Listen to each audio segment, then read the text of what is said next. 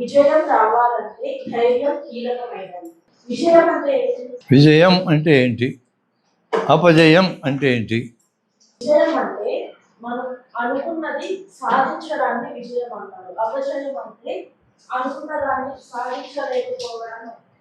ఇంకా ఏం కావాలి? విజయం కావాలంటే కృషి చేయాలా. కృషి ఒకసారి చేస్తే చాలా, విజయం వచ్చేదాకా చేయాలి. నిరంతర కృషి ఎప్పటిదాకా అంటే విజయం చేరేదాకా కృషి, నిరంతర కృషి, ధైర్యము. ఇంకా ఏం కావాలా? పట్టుదల కావాలా. ఇంకా ఏం కావాలా? మీరు రండి సార్, ఆమె చెప్పిన రాయండి. విజయం కావాలంటే ఏమేమి కావాలో కొట్టు మీద రాయండి. ధైర్యం కావాలా, కృషి చేయాలా, నిరంతర కృషి కావాలా, పట్టుదల కావాలా, ధైర్యం, కృషి, నిరంతర కృషి, పట్టుదల, ఏకాగ్రత కావాలా, ఫోకస్. సృజనాత్మకత అక్కర్లేదా? క్రియేటివిటీ, పర్సివేరెన్స్, అదే నిరంతర కృషి అంటే. ఇంకా కూడా కొన్ని ఉంటాయి, మీరు ఎతికితే దొరుకుతాయి. ధైర్యం లేనివాడు ముందుకు పోడు, అయిపోతారు అక్కడ. ధైర్యానికి వ్యతిరేకమైనది భయం. ఇక్కడ వచ్చి మాట్లాడమంటే ఇక్కడ వచ్చి మాట్లాడలేమన్నారు. పిల్లలు అక్కడ కూర్చొని మాట్లాడతారు, ఇక్కడికి రా అంటే మాట్లాడరు. ఇక్కడికి వచ్చి మాట్లాడడం అంటే ఈ కమ్యూనికేషన్ ఏమంటాం? అరేషన్ అంటాం, ఉపన్యాసం అంటాం. 1-to-1, 1-to-a గ్రూప్, అది మామూలు భావ ప్రకటన. 1-to-1 భావ ప్రకటన మనకు అమ్మనాన్నలో నేర్పించినారు, ఇంటి దగ్గరే నేర్చుకున్నాం.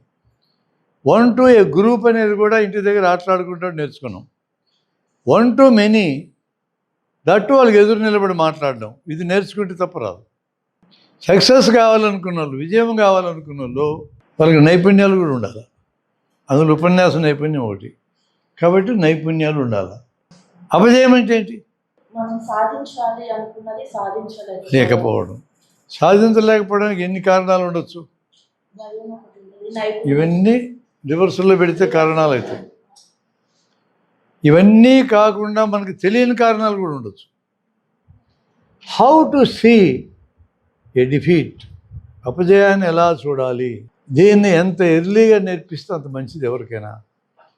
ఎల్లప్పుడూ విజయాలే వస్తాయి ఆ మనిషికి. అసలు మన ఎదుగుదలే అపజయాలతో స్టార్ట్ అవుతుంది. బోర్లు పడాలనుకునే పిల్లవాడిని గమనించండి, ఎన్నిసార్లు తిప్పలు పడి ఉంటాడు. టక్కన పడ్డాక ఆడి ముఖం చూడండి, విజయం సాధించినట్టు ఎంత ఆనందం కనబడుతుందో. మీరందరూ పిల్లల్ని కనిపించిన వాళ్ళే కదా, మీకు తెలుసు కదా. దోగాడే పిల్లోడు దోగాడినాక ఎంత విజయం కింద ఫీల్ అవుతాడు. దోగాడు పెద్ద పనే, దానికి ఎంత ఫీల్ అవుతాడు ఆ చిన్న బిడ్డ.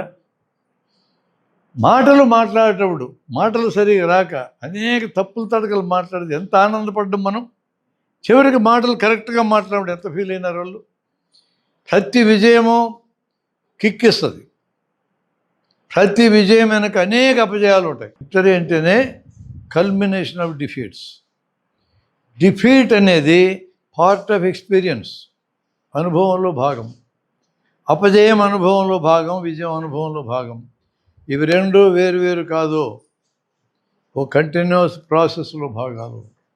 ఇది మీరు ఎంత ఎర్లీగా పిల్లలకు అర్థమయ్యేటట్టు చేస్తే అనేక సమస్యలు దీంతో పోతాయి.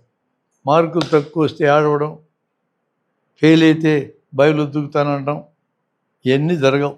ఇది అర్థమైతే లైఫ్లో అపజయాలే ఎక్కువ ఉంటాయి. ఒక విజయానికి వెనక అనేకం ఉంటాయి అనేది అర్థమైన తర్వాత అపజయం అది ఒక లెసన్, అదొక teacher. Failures are stepping stones to success అని ఎందుకన్నారు? అందుకే అన్నారు, success is never ending and failure is never final.